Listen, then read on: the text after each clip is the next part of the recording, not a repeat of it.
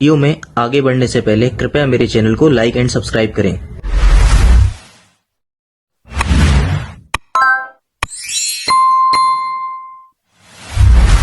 मेरा नाम डॉक्टर आनंद गौतम है और मैं एक बोर्ड सर्टिफाइड प्लास्टिक सर्जन हूँ, साथ ही साथ कॉस्मेटिक सर्जन और हेयर ट्रांसप्लांट सर्जन हूँ।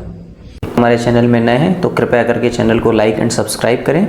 ये हिंदी भाषा में बनाया गया चैनल है और जो भी सामान्य मरीजों के लिए, सामान्य आदमियों के लिए है कि जो भी उनकी क्वेरी क्वेश्चंस हैं या उनके इन्फॉर्मेशन चाहिए उन्हें नॉर्मल प्लास्टिक सर्जरी के रिलेटेड, कॉस्मेटिक सर्जरी में, हेयर ट्रांसप्लांट में, तो आप मेरे चैनल को लाइक और फॉलो कर सकते हैं। इसमें हम विभिन्न प्रकार के जितने भी कॉस्मेटिक प्रोसेस वगैरह होते हैं उनको सिंपल भाषा में इसमें समझाने की कोशिश करते हैं और यदि लोगों की डिमांड होती है किसी और टॉपिक बनना तो हम उस पर बनाते रहते हैं। और आपको कोई भी क्वेरी करना हो या कोई क्वेश्चन हो आपके मन में या किसी प्रकार की जानकारी चाहिए हो तो आप मेरे कमेंट बॉक्स में कमेंट कर सकते हैं, मैं उनका सब बताऊँगा। तो चलिए वीडियो स्टार्ट करते हैं। Welcome to all my new blog. आज का हमारा टॉपिक है लेज़र हेयर रिडक्शन। बहुत ही इंपॉर्टेंट टॉपिक है, बहुत सारे क्वेश्चंस और क्वेरी आ रहे हैं इस टॉपिक्स पर। तो आज हम इसके बारे में आपको पूरी जानकारी बताएंगे कि LHR यानी लेज़र हेयर रिडक्शन क्या होता है। जो लेज़र हेयर रिडक्शन होता है उसमें मन में बहुत सारे लोगों के क्वेश्चंस आते हैं। तो जो सबसे पहला कॉमन क्वेश्चन आता है, क्या लेज़र हेयर रिडक्शन करने में कोई दर्द होता है? Is it painful? क्या ये सेफ है? इसमें क्या क्या सावधानियाँ बरतनी पड़ती हैं प्रोसीजर से पहले? प्रोसीजर के स्टेप्स क्या हैं? उसकी आफ्टर केयर कैसे होती है जब लेज़र हेयर रिडक्शन हो जाता है? इसमें कितने सेशन लगते हैं? क्या एक ही सेशन में पूरा रिडक्शन हो जाता है? और कितने कितने देर पे वो सेशन के इंटरवल होते हैं? मेल और फीमेल में क्या दोनों में लेज़र हेयर रिडक्शन हो सकता है क्या?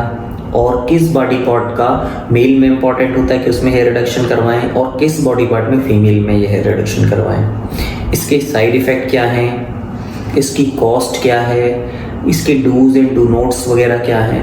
तो ये जितने भी सारे क्वेरी क्वेश्चन जो हैं वो सब हम इस वीडियो में कवर करेंगे और आपको पूरी जानकारी इसमें देंगे। तो ये आप पूरा एंड तक आप वीडियो देखिएगा और जब आप ये पूरा वीडियो देख लेंगे तो आपके जितने भी क्वेश्चंस वगैरह हैं आपको इनके बारे में सारी जानकारी मिल जाएगी। तो आपके मन में सबसे पहला क्वेश्चन तो यही आता है कि भैया जब और भी वैक्सिंग है, क्लीनिंग क्रीम है, शेवर है, रेज़र है, तो हम लेज़र हेयर रिडक्शन पर क्यों जाएं? देखिए, वैक्सिंग, ब्लीडिंग, रेज़र, क्रीम, ये सब साइड इफ़ेक्ट इनके होते हैं और दूसरा ये सब परमानेंट प्रोसीजर नहीं होते हैं। एक 15 डेज़ या 20 डेज़ के बाद आपको इनको बार बार रिपीटेडली यूज़ करना ही पड़ता है, जिसकी वजह से जो आपका स्किन का टेक्सचर्स होता है वो ख़राब होता है, डार्कनिंग वगैरह आती है। वहाँ पर जो क्रीम वगैरह होती है किसी किसी को बर्निंग सेंसेशन होता है, एलर्जिक होती हैं और बार बार एक ही जगह पर आप क्रीम या रेज़र का यूज़ करते हैं तो वहाँ पर स्किन की डार्कनिंग होने लगती है और स्किन का टेक्सचर खत्म होने लगता है। तो इन सब समस्याओं के लिए हमको लेज़र हेयर प्रेफर करना चाहिए। तो जो लेज़र से हम हेयर रिडक्शन करते हैं उसका सबसे बड़ा एडवांटेज क्या होता है, वहाँ पर वो कोई भी स्पॉट नहीं देता है, जो उसका नॉर्मल स्किन टेक्सचर होता है उसको मेंटेन करता है और सबसे इम्पॉर्टेंट ये परमानेंट होता है। जी हाँ, लेज़र से हेयर जो रिडक्शन होता है वो परमानेंट होता है। तो ये सब एडवांटेज हैं आपके ऊपर वैक्सिंग से, रेज़र के ऊपर, और काफ़ी अच्छे इसके रिजल्ट्स भी होते हैं। सबसे पहला इम्पॉर्टेंट क्वेश्चन आता है, क्या ये सुरक्षित है? देखिए, लेज़र कोई भी मशीन द्वारा किया जाए वो FDA अप्रूव्ड मशीन हो, प्रॉपर उसकी मशीन की सेटिंग आए और जो करने वाला डॉक्टर हो वो प्रॉपर उस प्रोसीजर के लिए एक्सपीरियंस हो। तो इस प्रोसीजर में कोई भी आपको हानि नहीं होती है और कोई भी इसमें नुकसान नहीं है और ये पूरी तरह से सेफ है। तो जो हमारे सेंटर पे जो लेज़र हेयर रिडक्शन मशीन है वो प्रॉपर FDA गाइडेड है, डायोड लेज़र है और वो लेज़र हेयर रिडक्शन के लिए काफ़ी अच्छी मशीन है। फिर इसमें अगला क्वेश्चन है, क्या ये पेनफुल होता है? जी नहीं, ये बिल्कुल भी पेनफुल नहीं होता है। इसमें क्या करते हैं कि प्रोसीजर करने से पहले इसमें एक एनेस्थीसिया क्रीम आती है, नमनेस क्रीम लगा दी जाती है हाफ एन आवर प्रोसीजर से पहले। तब तक उसमें इफेक्ट आ चुका होता है और तब हम ये प्रोसीजर करते हैं, तो इसमें किसी भी प्रकार का दर्द वगैरह नहीं होता। थोड़ा बहुत माइल्ड टिंगलिंग या बर्निंग सेंसेशन आता है पर वो इतना बेरेबल होता है कि पेशेंट के कंफर्ट लेवल पर होता है, तो इसमें कोई भी पेन नहीं होता है। कई लोगों के मन में होता है क्या ये वैक्सिंग से ज़्यादा हर्ट करती है? जी नहीं, देखिए वैक्सिंग तो काफ़ी पेनफुल प्रोसीजर्स होता है, पर इस लेज़र में आपको कोई भी पेन नहीं और बिल्कुल माइनर सा टिंगलिंग या बर्निंग सेंसेशन होता है और काफ़ी ये सेफ होता है और कंपेयर टू वैक्सिंग इसका रिजल्ट भी परमानेंट होता है। फिर लेज़र हेयर रिडक्शन काम कैसे करता है? देखिए, इसका एक प्रॉपर वेवलेंथ होती है और एक प्रॉपर टाइप होता है, तो उसमें डायोड लेज़र का उपयोग किया जाता है इसमें, जो 680 से 800 के नैनोमीटर में वर्क करती है। और जो हमारे हेयर फॉलिकल्स होते हैं उसमें बॉडी होती है, सैफ्ट होता है और उसमें एक मेलानिन पिगमेंट होता है।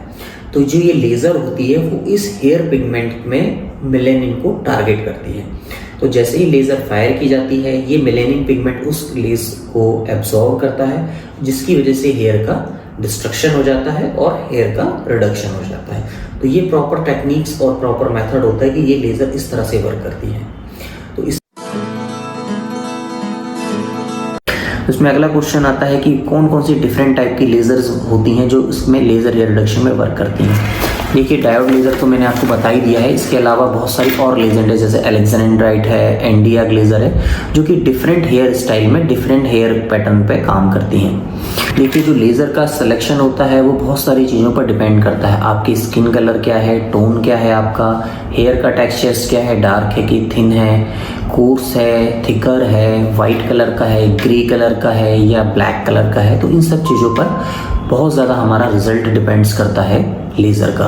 तो इसमें डिफरेंट टाइप्स की लेज़र है। यदि आपके हेयर कोर्स हेयर हैं, डार्क हेयर हैं, थिकर हैं और वाइट डार्क स्किन है, तो इसमें हमारी एनडी याग या डायोड लेज़र बहुत अच्छा काम करती है। वहीं यदि हमारे हेयर कोर्स हैं, थिन हैं और डार्क हैं लेकिन स्किन हमारी फेयर है, तो वहाँ पर अलेक्जेंड्राइट या रूबी जो लेज़र होती है वो बहुत अच्छा वर्क करती है। यदि आपके हेयर काफ़ी फाइन है, थिन है और थोड़ी सी स्किन डार्क है, तो वहाँ पर एनडी याग लेज़र करती है। पर नॉर्मली ये देखा जाता है कि जो इंडियन सिनेरियो में है और जो इंडियन स्किन है और जो हेयर का पैटर्न है, जो टेक्सचर है, उसमें डायोड लेज़र बेस्ट होती है।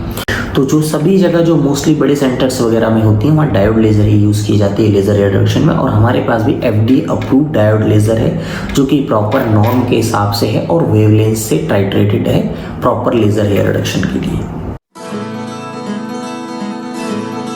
फिर इसमें दूसरा क्वेश्चन आता है कि इसमें प्री ऑप में क्या क्या केयर करनी पड़ती है, यानी आपको क्या क्या सावधानी बरतनी चाहिए जब आप लेज़र हेयर रिडक्शन कराना चाहिए। देखिए, जब भी आप लेज़र हेयर रिडक्शन कराएं तो कुछ बातों का ध्यान रखिए। जो सबसे पहला और इम्पॉर्टेंट है कि आप सन प्रोटेक्शन करें। जब आप प्लान कर रहे हैं कि आपको लेज़र हेयर रिडक्शन कराना है तो कम से कम 4 या 5 दिन से पहले आप कोशिश करें कि धूप में ना जाएं या धूप से बचाव करें और प्रॉपर सनस्क्रीन का इस्तेमाल करें। दूसरा प्रोसीजर होता है कि ब्लीचिंग वगैरह ना करवाएं। देखिए, ब्लीचिंग वगैरह से क्या होता है कि इसमें रिडक्शन हो जाता है जो पिगमेंट जो लेज़र एब्जॉर्ब करते हैं, जिसके कारण लेज़र का इफेक्ट आता है, उन पर इसका इफेक्ट पड़ता है ब्लीचिंग से, तो आप ब्लीचिंग ना करवाएं। थर्ड, इसमें कोई वैक्सिंग वगैरह ना करवाएं आप भी लेज़र हेयर रिडक्शन करने से पहले। तो इन सब चीज़ों का आपको ध्यान रखना है कि लेज़र कराने से पहले। तो जिस दिन आपको अपना लेज़र हेयर रिडक्शन कराना होता है उस दिन आप प्लेंटी ऑफ वाटर लें। कोशिश करें कि सन को अवॉइड करें या अपने को जब भी कराने जाएं तो अपने कपड़े से अपने चेहरे को कवर करके जाएं। प्रॉपर मॉइस्चराइज़र लगाएं। कोई मेकअप उस एरिया में ना करें। यदि आप चेहरे पे कराना जा रहे हैं तो कोई मेकअप यूज़ ना करें। ठीक, हेल्दी एंड हाइड्रेटेड स्किन होगी तो उस पर रिजल्ट बहुत अच्छा आता है लेज़र हेयर रिडक्शन का, as compare to dry and over expose हो, रेडनेस हो, सन के कारण उस जगह का डैमेज हो, तो उसमें रिजल्ट थोड़ा सब ऑप्टिमल होता है। तो कोशिश करें कि जब भी आप लेज़र हेयर कराने का प्लान कर रहे हो तो 4 से 5 दिन पहले प्रॉपर अपनी स्किन की केयर करें, जिससे आपका रिजल्ट बहुत अच्छा है। क्वेश्चन इसमें आता है कि इसमें स्टेप्स क्या क्या हैं। देखिए, इसको 3 स्टेप में बांटा जाता है। जो फर्स्ट स्टेप होता है इसकी बिफोर प्रिपरेशन, जो मैंने आपको पहले ही ऑलरेडी एक्सप्लेन कर दिया है कि सन से प्रोटेक्शन करें, वैक्सिंग ना कराएं, ब्लीचिंग अवॉइड करें। सेकंड इंपॉर्टेंट इसमें होता है नमनेस क्रीम का एप्लीकेशन। तो जैसे ही पेशेंट हमारे पास आता है हम उसकी हेयर की ट्रिमिंग कर देते हैं।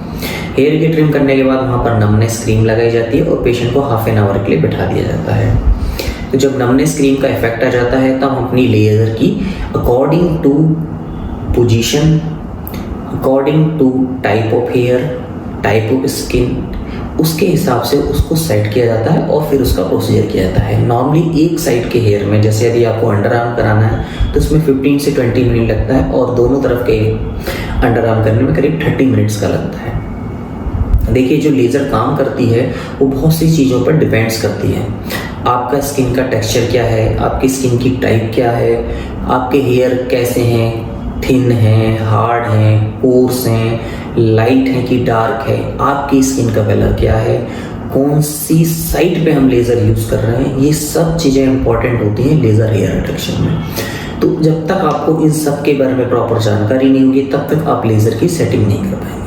देखिए डेंस हेयर जो होते हैं और कोर्स हेयर ये ज़्यादा इजी होते हैं निकालने में in compare to fine hair और वाइट हेयर में। तो बहुत सारा जो रिजल्ट आपका और जो सेशन होता है वो भी इन सब चीज़ों पर डिपेंड्स करता है कि आपके हेयर वाइट हैं कि ब्लैक हैं, कोर्स हैं कि थिन हैं, डार्कर हैं, कौन से साइड पे आप करा रहे हैं, ये सब चीज़ें मैटर करती हैं रिजल्ट में, सेशन रिक्वायर्ड में और उन सेशन के इंटरवल के बीच में कितना गैप रखना है। तो ये बहुत ही कॉम्प्लिकेटेड है, लेकिन यदि इसको अच्छी तरह से इम्प्लीकेट किया जाए तो बहुत ही अच्छा इसका रिजल्ट आता है और बहुत ही अच्छा हेयर रिडक्शन होता है।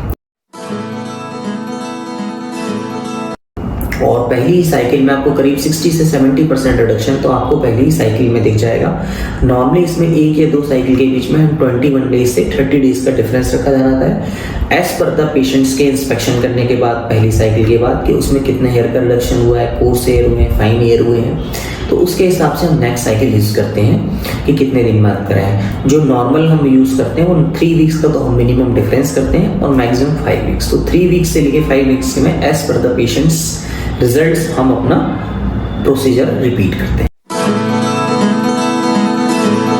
नॉर्मली जो हेयर रिमूवल कराए जाते हैं, जो फीमेल पार्ट में हेयर रिमूवल किए जाते हैं वो नॉर्मली अपर लिप के होते हैं, चीक्स के होते हैं, नेक के होते हैं, फॉरहेड के होते हैं, अंडर आर्म है, आर्म है, all body part, private part, इन सब में फीमेल में तो रिलीव किया जा सकते हैं, इसमें हेयर रिमूवल किया जा सकता है। और जो मेल पार्ट में होते हैं वो नॉर्मली जो हमारे पास आते हैं कई बार बियर्ड के लिए आते हैं कि उन्हें उस एरिया में बियर्ड नहीं चाहिए, मुस्टैच के लिए आते हैं, अंडर आर्म के लिए आते हैं और चेस्ट के लिए आते हैं। तो दोनों के अलग अलग इंडिकेशंस होते हैं, दोनों का टेक्सचर अलग अलग होता है और दोनों के रिजल्ट में भी काफ़ी अंतर होता है। तो जो मैंने आपको ये बताई कॉमनली बॉडी पार्ट्स होते हैं जहाँ पर हम मेल में और फीमेल में लेज़र हेयर रिडक्शन का यूज़ करते हैं।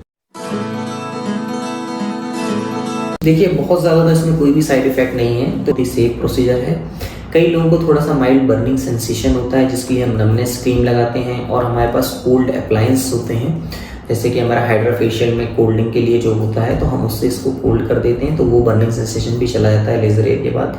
किसी को रेडनेस होती है, इसमें माइल्ड रेडनेस होती है जो कि 3 से 5 दिन तक रहती है, जो नॉर्मल एंटीबायोटिक ऑइंटमेंट लगाने से चली जाती है। कुछ लोगों को पिगमेंटेशन भी देखा जाता है कई बार लेज़र हेयर के बाद। तो ये सब माइनर कॉम्प्लिकेशन है जो 3 या 5 डेज के अंदर ही रिजॉल्व हो जाते हैं। इसमें कोई भी ऐसा मेजर साइड इफेक्ट वगैरह कुछ भी नहीं है जो इसके वो हमारे को लगे कि ये अनसेफ है।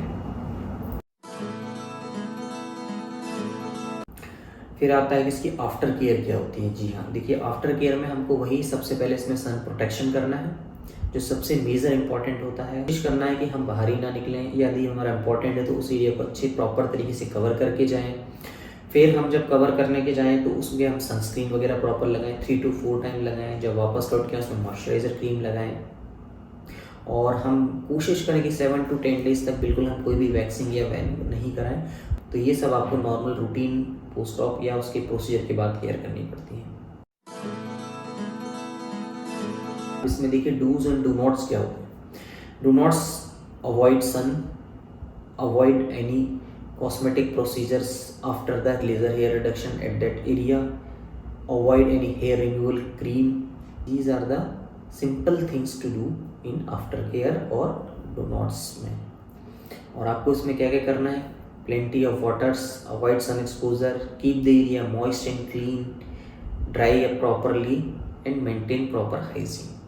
तो कैसा लगा आपको ये वीडियो आप बताइएगा। यदि आपको इससे रिलेटेड कोई भी क्वेरी करनी है, क्वेश्चन है, आपके मन में कोई डाउट उठ रहे हैं तो आप मेरे व्हाट्सअप नंबर पर जो स्क्रीन में दिख रहा है आप वहाँ पर मैसेज कर सकते हैं और यूज़ कर सकते हैं।